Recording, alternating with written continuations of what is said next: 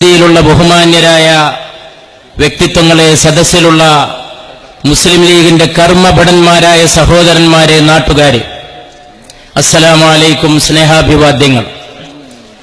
കേരളത്തിന്റെ ചരിത്രത്തിൽ ഒട്ടേറെ ജാഥകളും പ്രക്ഷോഭങ്ങളും ഈ നാട് കാണുകയുണ്ടായിട്ടുണ്ട്. വളരെ വ്യത്യസ്തമായ ഒരു പരിപാടിയാണ് ഇന്ന് കാസർകോട്ട് വെച്ച ഹൊസങ്കടിയിൽ നമ്മുടെ അഭിവന്ദനായ നേതാവ് പാണക്കാട് സയ്യിദ് ഹൈദരലി ശിഹാബ് തങ്ങൾ മുസ്ലിം ലീഗിന്റെ ഒരു കാലത്തും മായാത്ത മറയാത്ത പച്ചപ്പതാക പി കെ കുഞ്ഞാലിക്കുട്ടി സാഹിബിന് ഏറ്റു നൽകിക്കൊണ്ട് ഉദ്ഘാടനം നിർവഹിച്ചിട്ടുള്ളത്.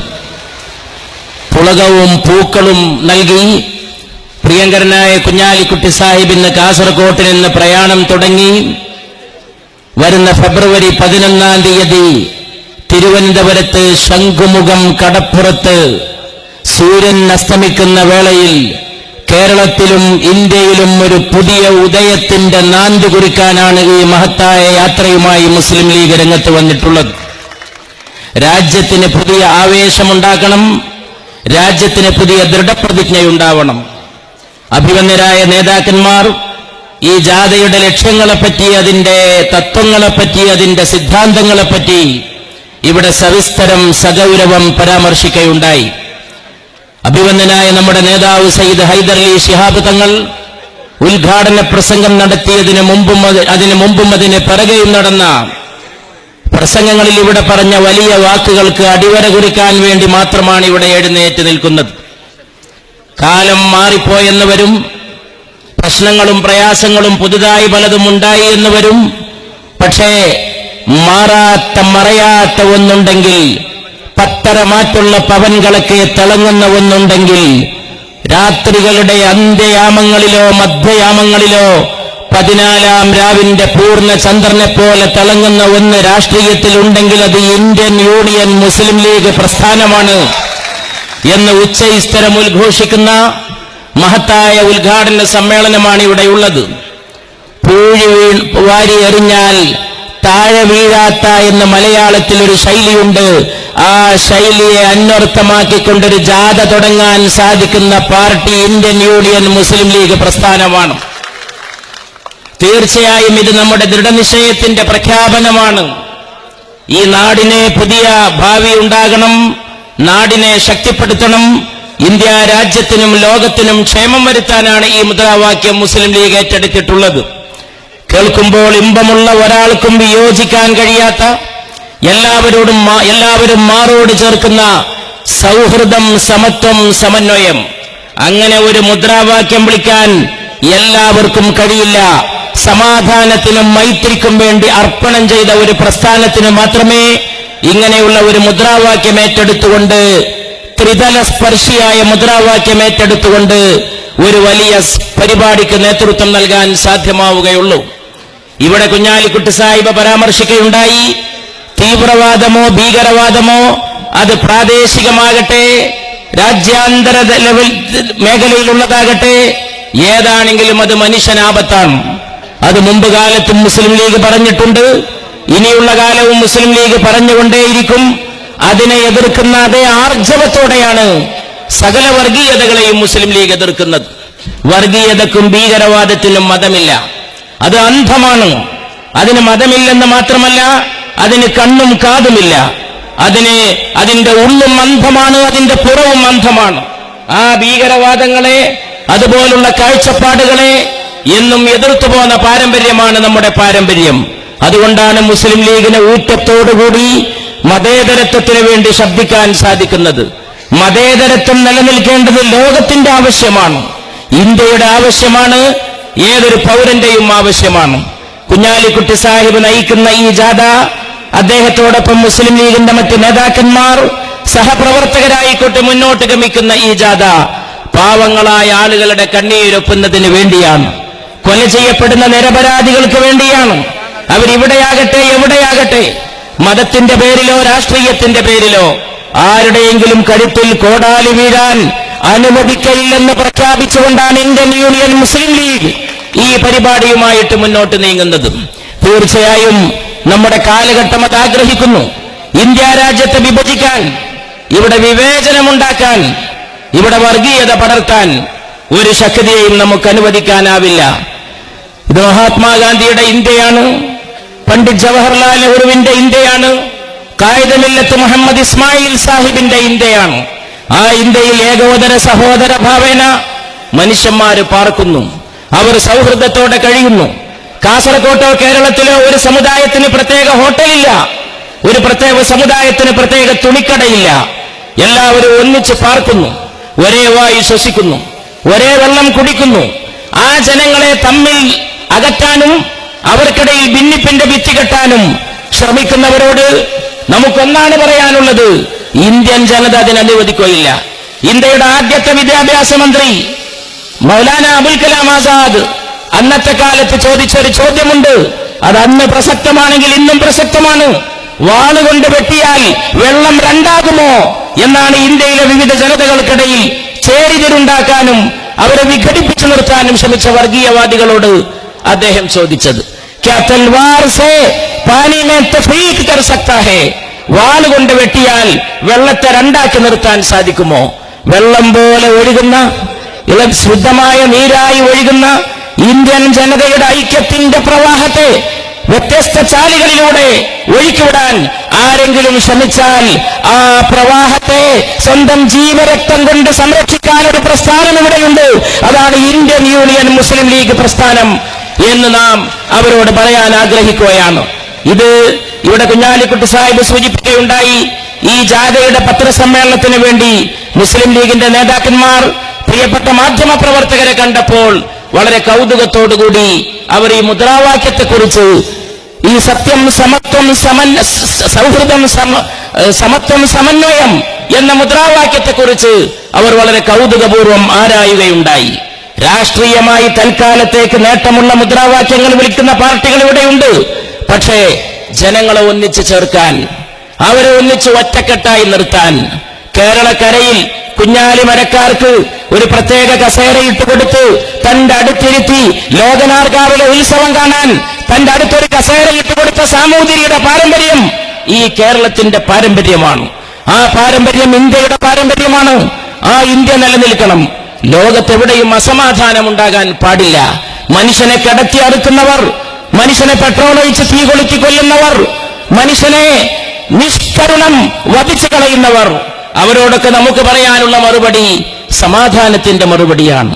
എവിടെ പോയാലും സമാധാനത്തിന്റെ അഭിവാദ്യ വചനം ഞങ്ങളെ കൊണ്ട് കേൾപ്പിക്കണമേ എന്ന് ഓരോ പ്രാർത്ഥനയുടെയും 5 നേരത്തെ പ്രാർത്ഥനയുടെയും പിറകെ ഏറ്റുചൊല്ലാൻ പഠിപ്പിച്ച പരിശുദ്ധ പ്രവാചകൻ മുഹമ്മദ് നബി സല്ലല്ലാഹു അലൈഹി വസല്ലമയുടെ അധ്യാപനങ്ങളാണ് നാം ഈ സമാധാനത്തിന് വേണ്ടിയും സൗഹൃദത്തിന് വേണ്ടിയുള്ള പ്രവർത്തനങ്ങളിലും മാർഗദർശകമായിട്ട് സ്വീകരിക്കുന്നത്.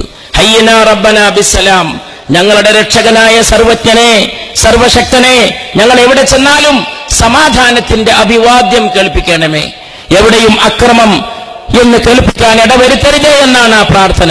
ലോകത്തെവിടെയെങ്കിലും ഭീകരവാദം ഉണ്ടാകുന്നുവെങ്കിൽ ആ ഭീകരവാദത്തിന്റെ പിറകിലുള്ളത് മതമല്ല. മതത്തിനൊരിക്കലും ഭീകരവാദത്തിന്റെ രൂപം പൂരാൻ സാധിക്കില്ല. IS ആണെങ്കിലും മറ്റെന്താണെങ്കിലും അതിന്റെ പിറകിലുള്ള രാഷ്ട്രീയ അജണ്ടകളാണ്. ഭരണകൂടങ്ങളെ കയറ്റാനും ഭരണകൂടങ്ങളെ താഴ്ത്താനും ശ്രമിക്കുന്ന അത്തരം രാഷ്ട്രീയ അജണ്ടകളെ തിരിച്ചറിയാൻ ഏതു കാലത്തും വിവേകമുള്ളവരാണ് നമ്മൾ. ആ വിവേകത്തോടുകൂടി തന്നെയാണ് അതിനെയൊക്കെ കഴിഞ്ഞ കാലങ്ങളിൽ നാം ചെറുത്ത് തോൽപ്പിച്ചിട്ടുള്ളത്. ഇനിയുള്ള കാലത്തും അതിനെ ചെറുത്ത് തോൽപ്പിക്കാൻ നാം ജാഗ്രത പാലിക്കേണ്ടതുണ്ട്. മുസ്ലിം ലീഗ് ഒരു ആശയം ഏറ്റെടുത്താൽ, മുസ്ലിം ലീഗ് ഒരു യാത്രയുമായി പുറപ്പെട്ടാൽ അത് വേറെ ഏതെങ്കിലും പാർട്ടികൾ തുടങ്ങുന്ന പോലെ ആയിരിക്കില്ല. അത് വേണ്ടിടത്ത് എത്തിക്കേണ്ടിടത്ത് എത്തിച്ചുകൊണ്ട് മാത്രമേ, അത് വിജയിപ്പിക്കേണ്ട പോലെ വിജയിപ്പിച്ചുകൊണ്ട് മാത്രമേ, അതിന്റെ സന്ദേശം വിളംബരം ചെയ്യേണ്ടിടത്ത് ചെയ്തുകൊണ്ട് മാത്രമേ ഇന്ത്യൻ യൂണിയൻ മുസ്ലിം ലീഗ് അതിൽ നിന്ന് പിൻവാങ്ങുകയുള്ളൂ. പ്രത്യേകിച്ചും അതിന്റെ ചുറുചുറുക്കുള്ള നേതാവ് കർമ്മകുശലനായ PK കുഞ്ഞാലിക്കുട്ടി സാഹിബ് ഈ ജാഥയുമായി കേരളത്തിന്റെ തെരുവോരങ്ങളിൽ, കേരളത്തിന്റെ ഗ്രാമാന്തരങ്ങളിൽ, കേരളത്തിന്റെ നഗരാന്തരങ്ങളിൽ ഓരോ കാൽവെപ്പുമായി ഇറങ്ങിച്ചെല്ലുമ്പോ അതൊരു പുത്തൻ ഉണർവ് നാടിന് നൽകുമെന്ന് നമ്മൾ തീർച്ചയായും പ്രത്യാശിക്കുകയാണ്. അതിന് നാം ആശംസകൾ ചൊരിയുകയാണ്. അതെന്തിനു വേണ്ടിയാണ്? കുളിർമയൂരുന്നൊരു കാലം നാളെ ഉണ്ടാകണം. വീട്ടിൽ കൊണ്ടുപോയ മാംസം അതേതെന്നറിയാതെ എന്തിനെന്നറിയാതെ അത് കൊണ്ടുപോയി വെച്ച മനുഷ്യനെ ഒറ്റയടിക്ക് കൊന്നുകളയുന്ന കിരാതത്വത്തിനെതിരെ ഈ നാടിന്റെ ഹൃദയമുണരണം. ഹൈദരാബാദിലെ ഒരു വിദ്യാർത്ഥി ആത്മഹത്യ ചെയ്തത് വഴി ഒരിക്കൽ കൂടി ഇവിടുത്തെ ജാതിഭ്രാന്ത് മറനീക്കി പുറത്തു വന്നിരിക്കുകയാണ്. ഇവിടുത്തെ ദലിതർ, ഇവിടുത്തെ പിന്നോക്കക്കാർ, ഇവിടുത്തെ ന്യൂനപക്ഷങ്ങൾ അവരൊന്നിച്ചു നിൽക്കേണ്ടവരാണ്. അവരെന്നും ഒന്നിച്ചു നിന്നിട്ടുള്ളവരാണ്. മഹാനായ ബാബാ സാഹബ് അംബേദ്കറിന്റെ നാമധേയത്തിൽ സംഘടിച്ച ഹൈദരാബാദിലെ പാവങ്ങളായ വിദ്യാർത്ഥികൾ അവരോട് ഐക്യദാർഢ്യം പ്രഖ്യാപിക്കുകയാണ് ഇന്ത്യയിലെ ജനവിഭാഗങ്ങൾ ഒന്നടങ്കം ചെയ്തിട്ടുള്ളത്. ആ ഐക്യദാർഢ്യം എന്ന് പറയുന്നത് മതേതരത്വത്തിനുള്ള ഐക്യദാർഢ്യമാണ്. ഇന്ത്യയിൽ പല കാലത്തും ജാതി പ്രയോഗിക്കാൻ പല ശ്രമങ്ങളും ഉണ്ടായിട്ടുണ്ട്. പക്ഷേ ജാതി ഓരോ രംഗത്തും പിന്നോട്ട് പോവുകയാണ് ഉണ്ടായത്.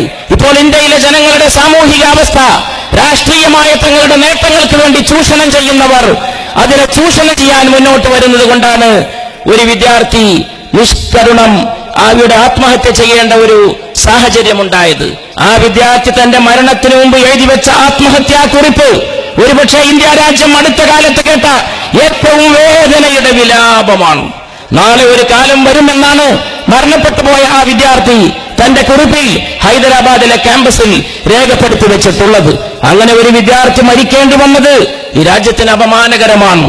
ഒരു ദളിതൻ, ഒരു അംബേദ്കറുടെ സമൂഹത്തിൽ പറഞ്ഞ ഒരു ചെറുപ്പക്കാരൻ താൻ പഠിക്കുന്ന ക്യാമ്പസിൽ ഇന്ന് അവർ ആ കുട്ടികളെ അനുനയിപ്പിക്കാൻ ചെല്ലുമ്പോൾ ഈ അന്യായത്തിന് കാരണക്കാരനായ വൈസ് ചാൻസലറെ പിൻവലിക്കാതെ കണ്ട് ഒരു അനുനയത്തിനും ഞങ്ങൾ സാധ്യമല്ല എന്ന് പറയുന്ന ഇന്ത്യയുടെ വിദ്യാർത്ഥി രക്തത്തോട്, ഇന്ത്യയുടെ യുവരക്തത്തോട് നമ്മളും ഐക്യദാർഢ്യപ്പെടുകയാണ്.